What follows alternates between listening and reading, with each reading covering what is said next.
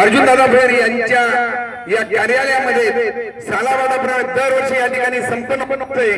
आजही या ठिकाणी मोठ्या थाटामाटामध्ये ही शिवजयंती या ठिकाणी आपण साजरी करतो। त्या कार्यक्रमासाठी स्वतः या प्रभागाचे नगरसेवक सन्माननीय अर्जुनदादा भोयर हे उपस्थित आहेत। त्यांच्या हस्ते शिवप्रतिमेला पुष्पहार अर्पण करण्यात आले। तसेच या विभागाचे सामाजिक कार्यकर्ते समाजसेवक आमचे अनंत कांबळे, तसेच खर तर ज्यांचं